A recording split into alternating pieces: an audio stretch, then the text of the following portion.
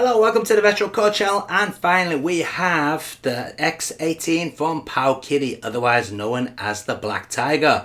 I know you guys have been waiting for this for quite some time, and finally here it is. So taking a look at the box, you can see it's pretty plain. All we got is a black box with a bit of sparkle on there and the logo of the console. On the other side of the box, minimal details. Okay, so what do we get in the box? Well, first up we get a registration card. Yep, get into focus please. Nothing interesting there. English on one side, Chinese on the other. And we also have the manual. Now the manual is in full color, and so it should be for the price of this machine.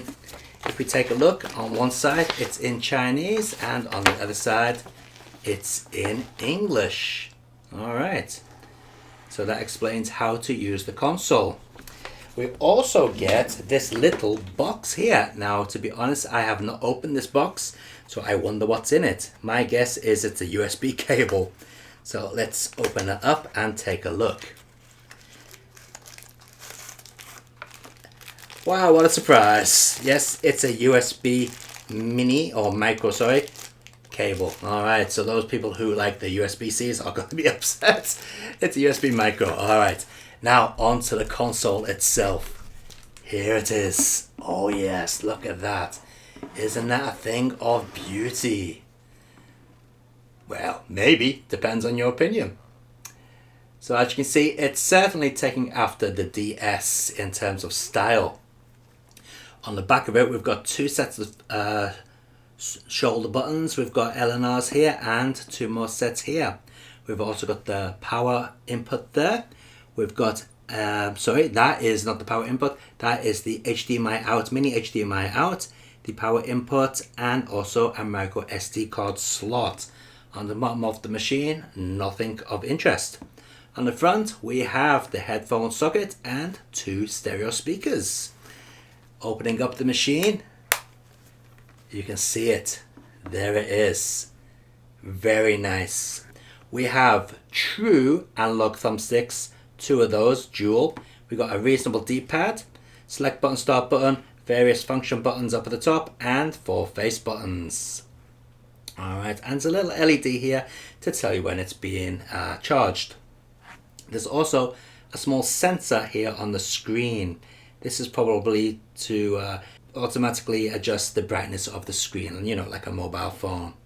At the moment it does have a screen protector on it, which came out of the factory. Now, what about the machine's capabilities? Because that's basically what all of you want to know.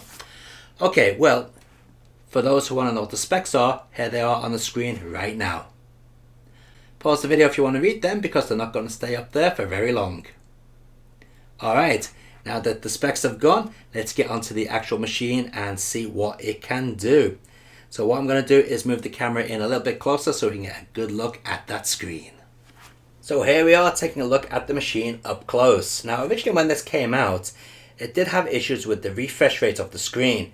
It was originally refreshing at 51 Hz, which is not suitable, but that has been addressed in a firmware update, and it now updates at 60 Hz, which is what we want. Now when you originally get the machine, it basically comes with a load of Chinese apps. The type of things you don't really want, such as 10-cent video and things like that. So most of those can be removed, but there are a few apps like this one here and this one here which cannot be removed, so you're kind of stuck with those. Also, even though this is running Android 7, it is pretty difficult to get the Play Store and Google Chrome working on this. I did have Chrome working on it at one point, but it kept crashing, so I got rid of it in the end.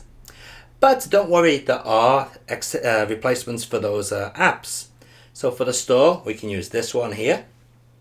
And for your web browser, we can use Edge, which surprisingly, even though it's by Microsoft, runs pretty well. Take a look.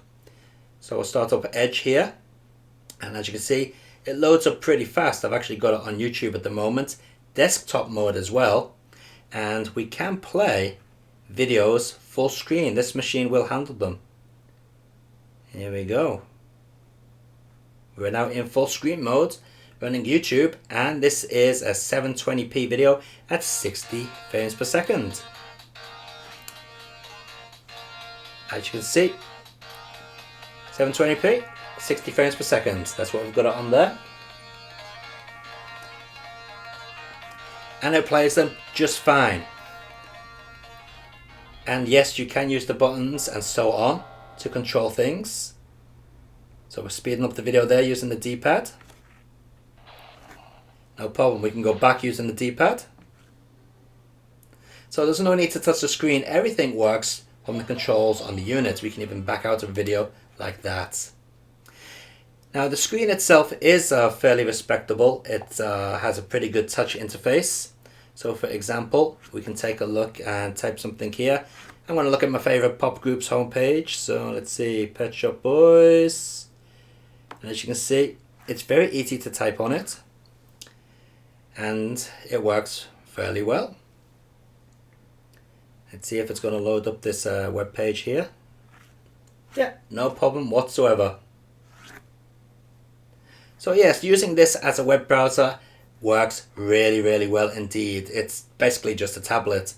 But I know you're not interested in that. What you're interested in is how does this perform as a games machine. Alright, well let's take a look. Okay, so first what we'll do is we'll get rid of anything running. Let's start off with a bit of PlayStation. Alright, so we've actually got a game in at the moment. Let's run it. Got GDORIS and Bloody Roar 2. Well, I think we'll go with a bit of Bloody Roar 2. Can I control these? Yep, I can select these with the D-pad or the analog stick. So I can keep that screen nice and tidy. Now I'm just wondering how well I can play this since I'm playing it on an angle. Let's give it a try.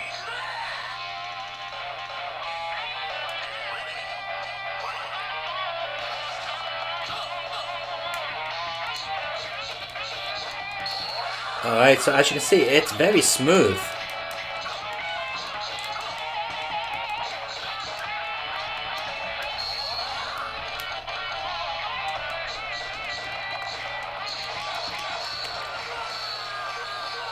And we can also turn up the volume and turn the volume down.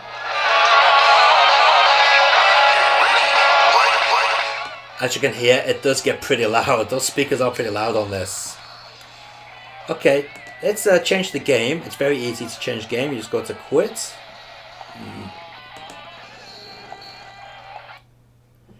Alright, let's start up another game. Let's give GDORIS a try.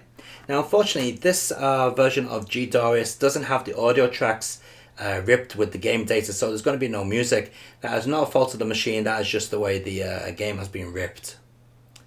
Alright, let's get rid of those save states, those on-screen controls. We don't want those showing. Should have saved that really. Okay, so as you can see, it's running the video intro perfectly fine from Darius or GDORIS.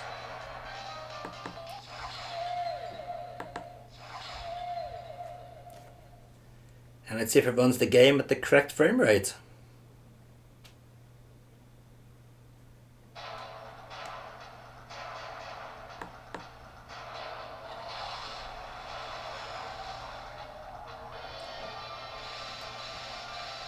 Oh, we do have music. Okay, I'm sure this was a rip without the music files included, but it seems I'm mistaken.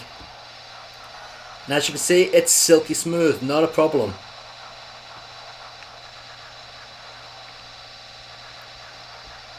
Oh, the music has stopped. Yeah, the music files are missing from this rip.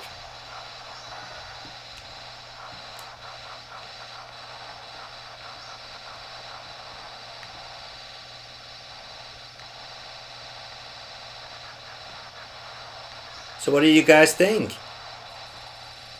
Seems to be running PlayStation pretty well, doesn't it? Alright, let's give it a bit more of a challenge. Let's ask it to run some Dreamcast games.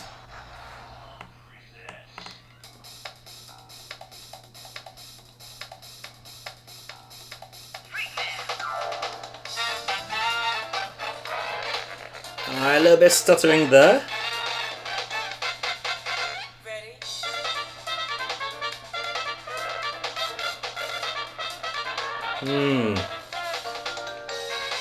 Not too bad though.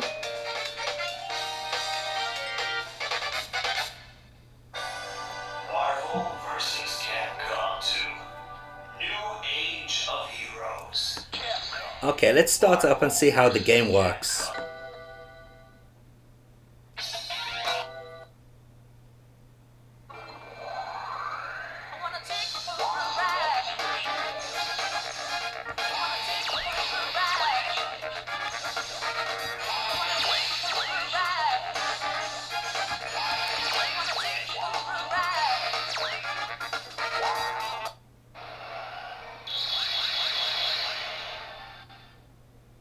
A little bit of stuttering, but nothing too bad. I'm going to try and use this with the analog stick.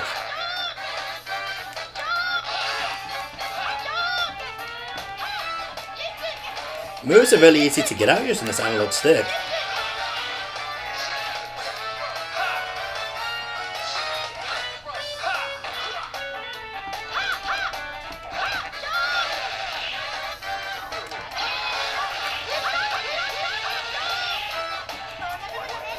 Alright, let's give it a bit more work to do with Dead or Alive 2. Oh yeah. I think it might struggle on this one.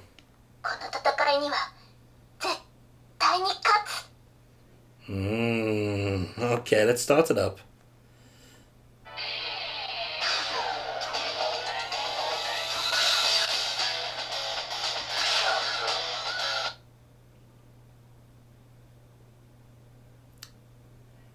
Alright, well, loading seems to be just as long as a real Dreamcast, but that's no surprise.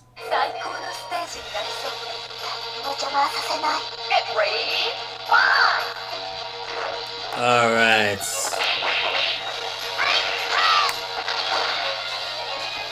Okay, it's a bit slow there. Turn off the sound. Doesn't improve it much, really.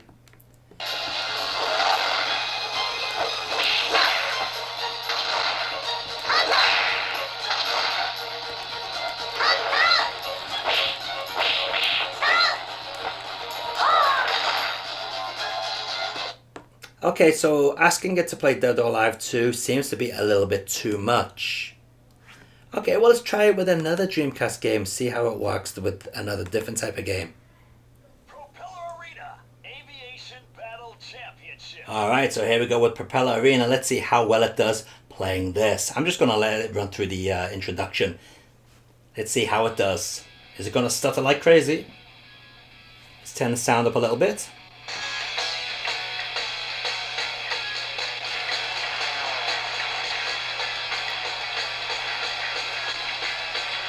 No, it doesn't. It's running Propeller Arena pretty well. And remember, this is real-time graphics. This is not video.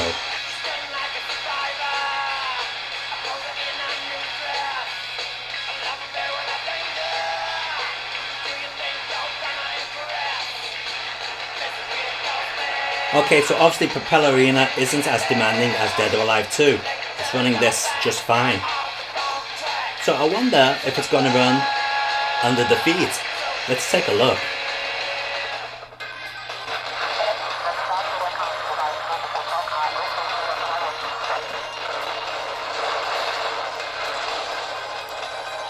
Okay, there's a little bit of stuttering. I can hear the sound stuttering a little bit, but nothing too bad so far. Let's turn it down a little bit. Yeah, you can hear the sound stuttering there.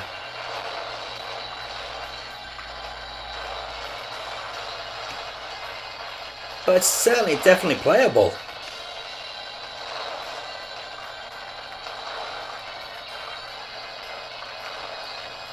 Alright, let's take a look at some Nintendo 64. How is it going to handle the good old 64? Okay, so let's try out some Nintendo 64 with Mupen 64 Plus. This is an emulator which I downloaded and I've got it set up with Die Hard Arcade. Not Die Hard Arcade, Die Hard 64, which is a beta version of a game that was never released. Alright. Now again, like the other emulators, you can remove all this on-screen information here. We can do that by going up here. Let's see. Exit. Should have done this beforehand, but never mind. Settings. Input. On-screen control settings. Let's appearance all the way off. Thank you very much. Alright. Alright, let's get back into the game.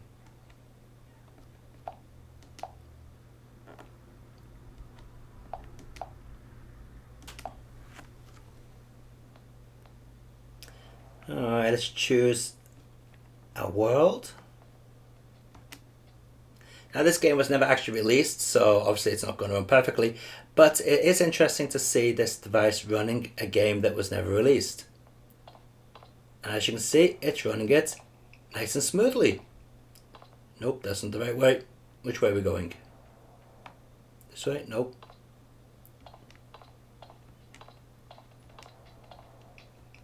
Alright, got my fists out. Here we go, into an open world. Oh yeah, I've got his gun. Now as you can see, I've got this analog stick set up to control the, you know, the little yellow direction buttons which are on the real N64 controller.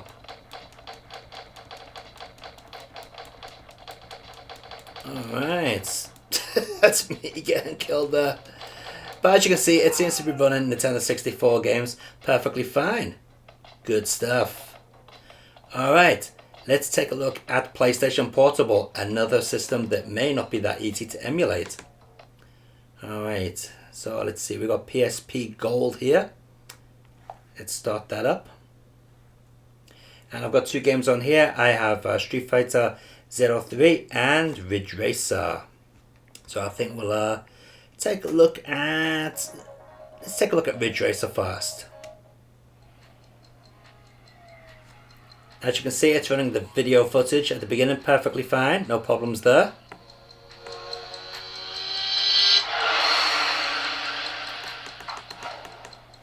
Okay, let's get into the actual game itself. Ridge Racer. Now what I'm going to do with this particular game is I'm going to bring up the game settings and I'm going to switch off something here. I'm going to go into the settings here and I'm going to switch off the mode. So I'm going to put, skip buffer effects. I'm going to have that switched off because that really speeds up the emulation. Alright.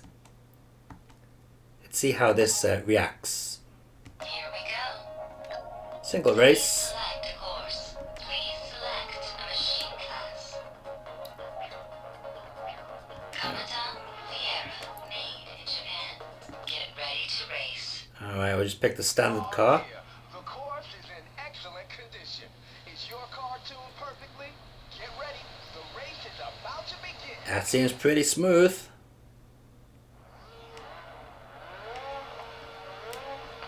3, 2, 1, go! And here we go. Start. Not bad. Now you can see because we switched off the buffer rendering, we've got this black bar on the screen, You can pass them. which is a little bit annoying, but you know, it's livable. If you put the buffer rendering on, that black bar will be gone, but it will also make the game run a lot slower. So I think it's a good compromise.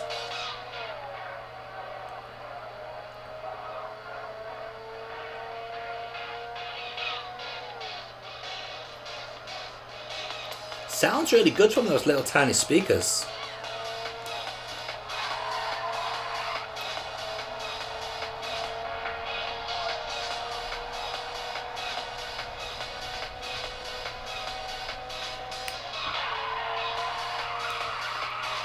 Alright, that's enough of me showing off the skills.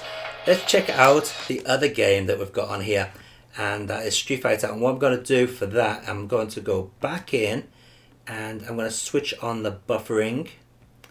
Alright, so we'll switch that back on, and what we'll do is we'll run Street Fighter with it. So let's exit to menu.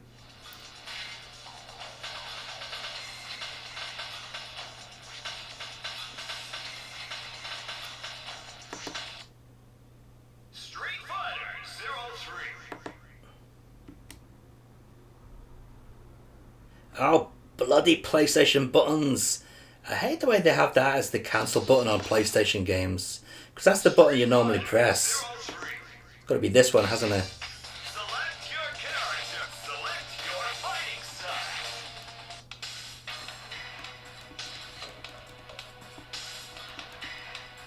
style. Straight to Cody's stage.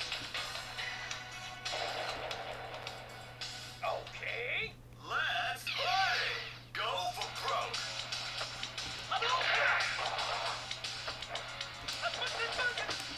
And just to show that the back triggers are set, as you can see. Of course, in this style of me playing it, they are pretty difficult to reach, but if you play it standard, you know, in hand, they're very easy to reach and they work really well. But yeah, as you can see, Street Fighter seems to be running very well here on the PSP.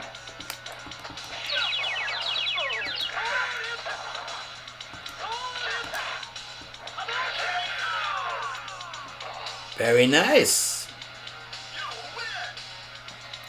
Okay, so we've seen it emulate some difficult stuff. We've seen it emulate PlayStation, maybe not so difficult, but did it pretty well. PSP, pretty good. N64 seems to be okay, but I can imagine that being hit and miss depending on the game.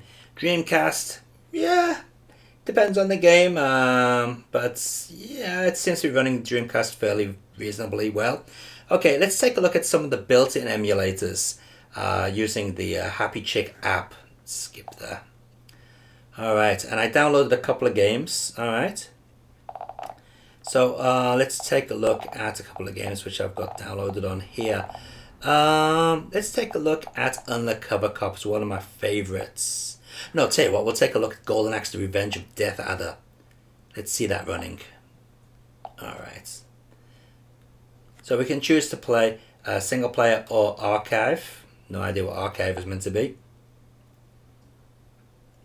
And as you can see, it just boots up MAME.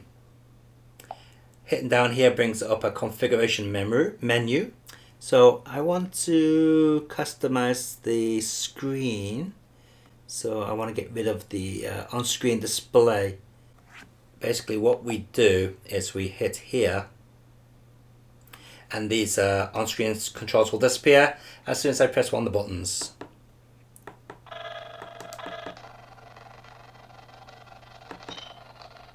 Alright, that is not configured very well, is it?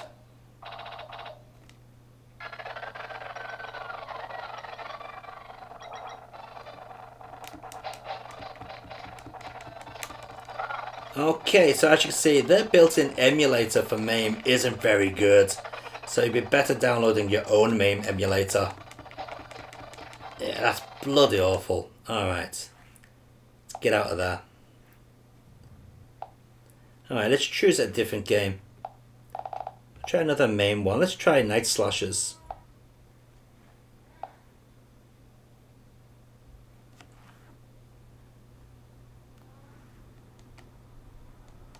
Hopefully this works better.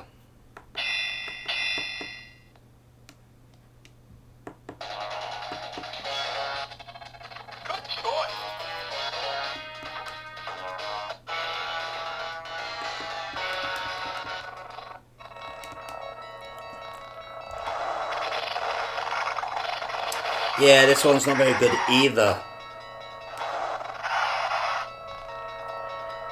Again, that's definitely not a fault of the machine, that's the fault of the emulator they're using.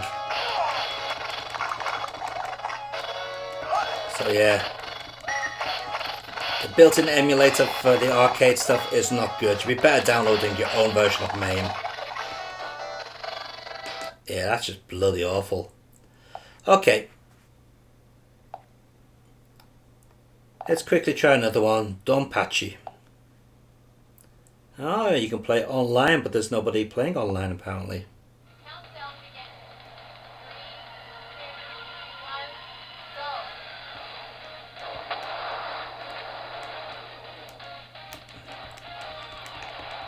Okay, well that's good. At least the emulator for Donpachi is working fairly well. I think I'll control it with the analog stick, it's a bit easier. Jesus.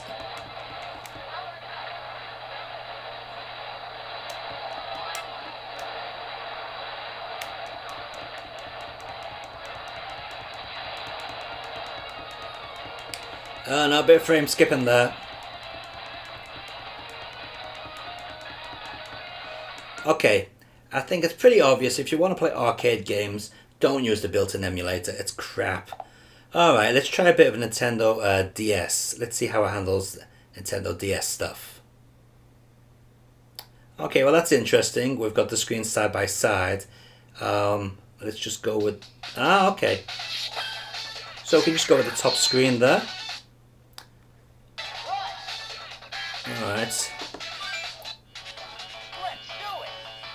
Oh man, it's going to be really weird. I'm over here.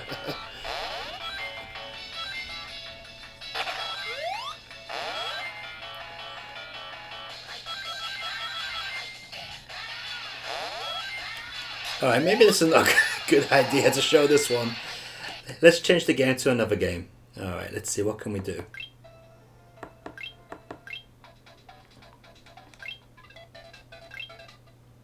Okay, looks like it is. So let's go straight onto that. And we want to try and get rid of those on-screen controls. There we go.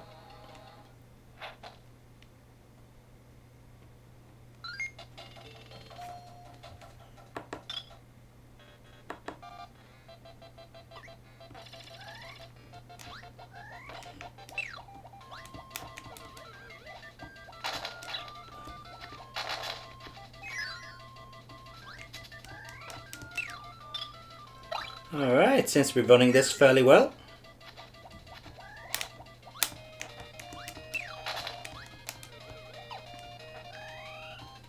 There's nothing down there. Nope, dead. Alright, let's take a look at some of the other emulators built into this Happy Chick app. Alright, Wonderswan. This is going to be interesting. Let's run that. Not often you see Wonderswan emulation, is it?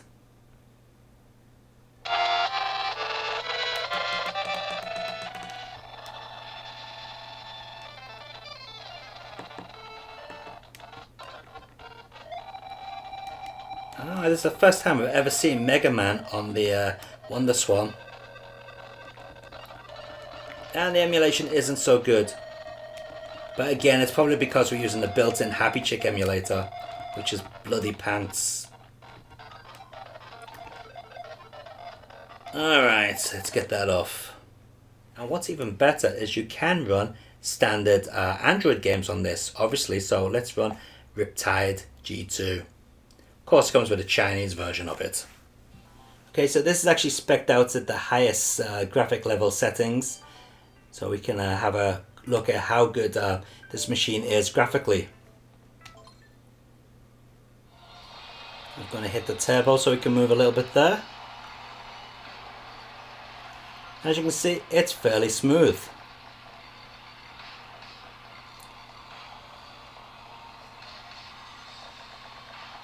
So it does run Android games fairly well. That's if you can get them to load onto the machine, that is.